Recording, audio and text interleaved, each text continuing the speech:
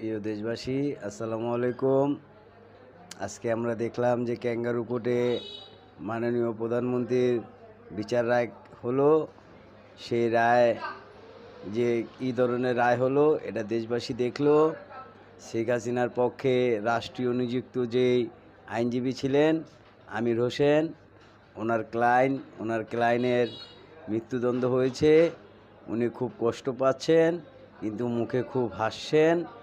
ওনার এর আগেও একটা ভিডিও আমরা দেখেছি, উনি বাইরে সাংবাদিকদের সাথে বলেছিলেন যে আমার ক্লায়েন্টের বেকসুর খালাস হবে। এই জন্য ওনাকে জজ সাহেব আদালতের ভিতরে জিজ্ঞেস করেছিল যে আপনি এরকম কথাবার্তা সাংবাদিককে আপনি কী উদ্দেশ্যে বলতেছেন, কী জন্য বলতেছেন। তখন ওনাকে বলতে শোনা গেছে যে আমি যদি আমার ক্লায়েন্টের বেকসুর খালাস না চাই তাহলে তো আপনি প্রশ্নবিদ্ধ হবেন। আমি যদি আমার ক্লায়েন্টের মৃত্যু কামনা করি তাহলে তো এই আদালত আপনার প্রশ্নবিদ্ধ হবে। তাই এটা আমাকে বলতে হয়, আর হু হু করে হাসে। আজকেও সেটাই দেখলাম আমরা।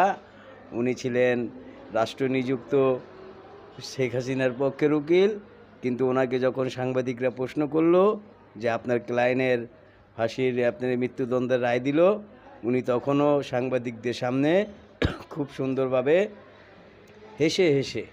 খুব সুন্দরভাবে দাঁত বের করে হেসে বলতেছেন যে এই ব্যাপারে আমার আর কিছু করার নাই।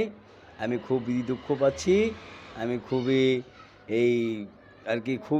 দুঃখ পাচ্ছে, কিন্তু তার মুখে কী সুন্দর হাসি, দাঁত বের করে সে হাসতেছে। বাংলার জনগণ সেই আপনাকে ভিডিওটা দেখেছে, আর আগের ভিডিও যেটা আপনাকে ভাইরাল হয়েছে সেটাও দেখেছে। তাহলে বাংলার মানুষ জানে যে এটা কি একটা বিচার কার্যক্রম চললো না একটা হাস্যকর চিত্রনাট্য চললো।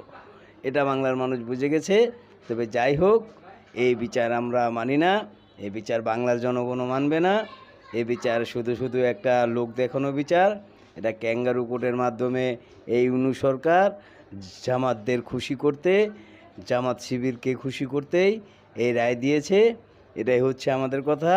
কিন্তু যেই হাসি ঠাট্টার বিচার দেখলাম বাংলাদেশের ইতিহাসে কখনো দেখিনি এরকম হাসি ঠাট্টার বিচার।